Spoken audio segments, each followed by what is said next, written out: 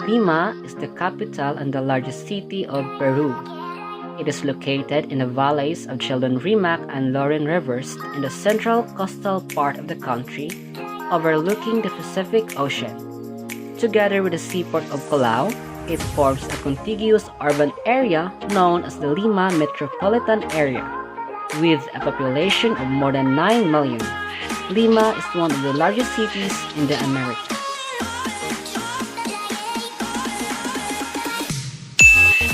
Circuito Mágico del Agua. The Magic Water Tour was opened in the park of the reserve in 2007, and within a year counted 2 million visitors.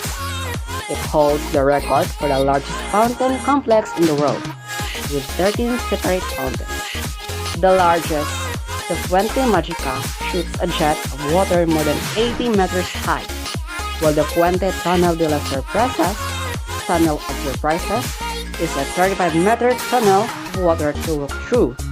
At the Fuente de la Fantasia, you can see a laser and a picture show with jets synchronized to music. Plaza de Armas, also called Plaza Mayor.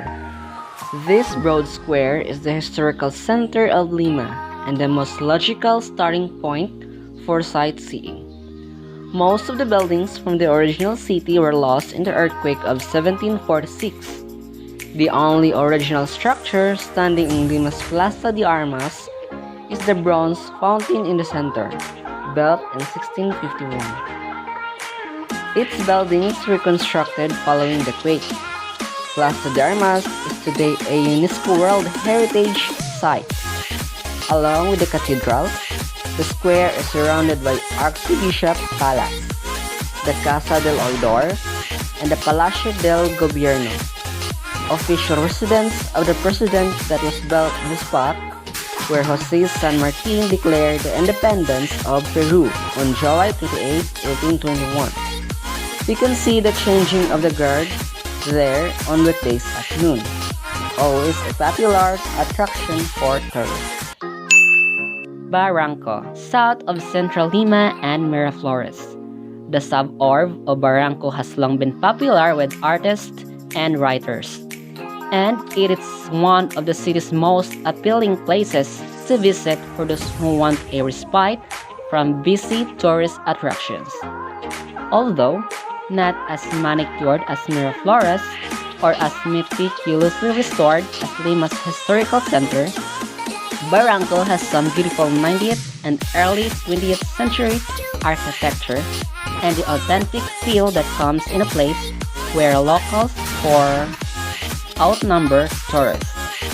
You can join them as they sit on the park benches, walk their dogs, and shop or eat at the outdoor patios in front of the street vendors.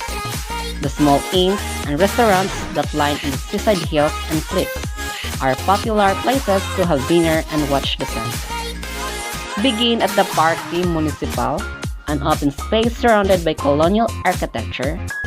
From there, walk down Zapita, over Puente de los Torpedos, Bridge of Sai, and out to the cliffs lookout.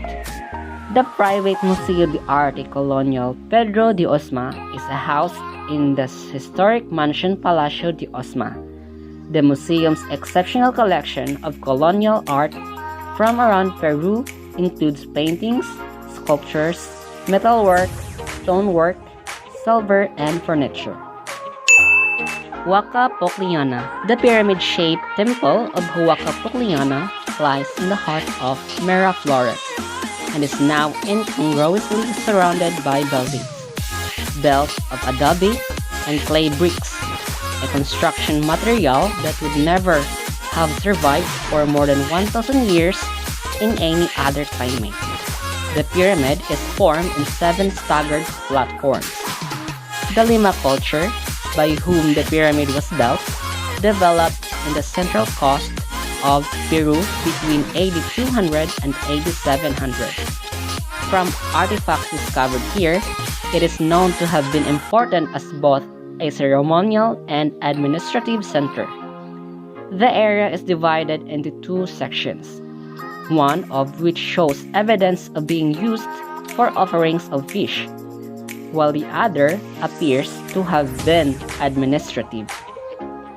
A burial vault was uncovered here with human remains, and artifacts have been found from the later warrior culture, which thrived in this area from about AD 500 to 900. You must tour the complex with a guide, but the tours are quiet and expensive. Larco Museum. South of Central Lima and Pueblo Libre is the Rafael Larco Herrera Museum, more commonly called the Larco Museum. The 18th century Viceroy mansion that houses Roosevelt on the site of pre-Columbian pyramid from the 7th century. The Larco Museum contains a huge collection of more than 40,000 pieces of Peruvian ceramics, a large portion of which is from Moche and Chimo cultures. These are not all on display at once. Also making it one of the most popular places to visit in Lima is its excellent collection of gold work, along with some textiles, stone carvings, and metal work. Santo Domingo, built in 1540 on land given to the Dominican friar Vicente Valverde by Francisco Pizarro. The church and monastery of Santo Domingo is one of the oldest and most historic in Lima. Here, you will find the relics of Saint Rose of Lima, San Juan Macias, and Saint Martin de Porres, the first black saint in the Americas. The statue of Saint Rose was given to Santo Domingo by Pope Clement X. The monastery is best known for its tile mosaics featuring the life of Saint Dominic, Santo Domingo de Guzman, who founded the Dominican order. Inside the colorfully painted cloister is a peaceful green garden. The church is a short walk northwest of Plaza de Armas in central Lima. Casa El Yaga. The Casa El Yaga is the oldest colonial mansion in Lima, maybe even in whole South America.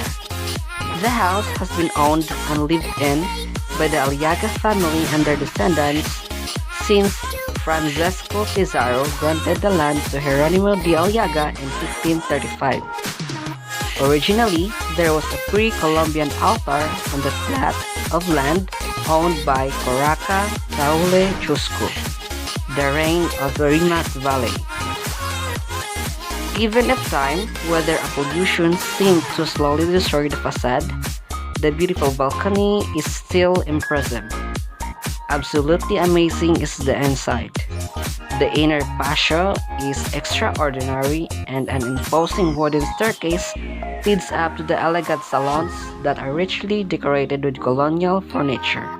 The Casa El Yaga can be visited either with special tour operators in Lima or after prior arrangement with the Casa El Yaga. They as well recommend specialized private tour guides if you wish to visit independently, or book an absolutely stunning but pricey lunch or dinner with them. An incredible experience. Parque del Amor.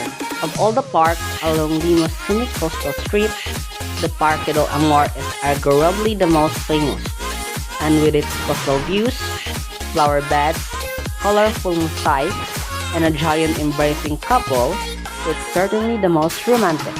Lima's Love Park is built to celebrate love in all its forms. This is most clearly represented by the park's central sculpture, El Beso de Kiss, created by Peruvian artist Victor Delfin. El Beso shows a man and a woman wrapped in each other's arms, locked in a passionate kiss. The park is said to be inspired, at least in part, by Parc Güell in Barcelona, which was designed by Antonio Gaude and opened to the public in 1926. Lima's Parque del Amor is much smaller and far more modest. Miraflores. On cliffs above the ocean, just south of central Lima, Miraflores is a neighborhood of modern glass and steel commercial buildings mixed with some fine old colonial homes and lots of green space. Here is where you'll find smart shops and restaurants serving the new Peruvian cuisine that's drawing worldwide attention in culinary circles.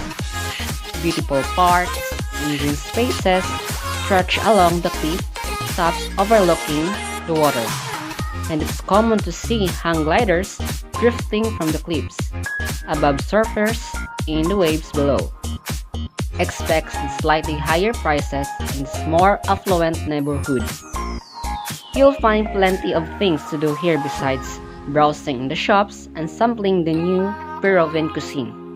Those interested in pre-Columbian cultures should book a tour of the Museo a Mano to see a private collection of Peruvian ceramics and textiles arranged chronologically.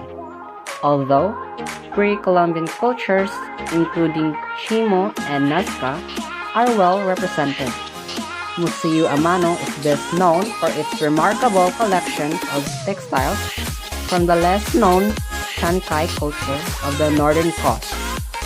Tours must be booked in advance. Torre Tago Palace. The Torre Tago Palace is a stately-looking building that blends several architectural styles in downtown Lima. The building blends of Moorish, Andalusian, Asian, and Criollo features, with even some materials coming from Spain. Two dark wood balconies grace the front of this Spanish Baroque building, while the interior features high ceilings and civilian tiles. The palace was built in the early 1700s, a home for the nobleman who served as the treasurer for the Royal Spanish Fleet. Today, it houses the offices of the Peruvian Ministry of Foreign Affairs, meaning it is generally not open for public visits.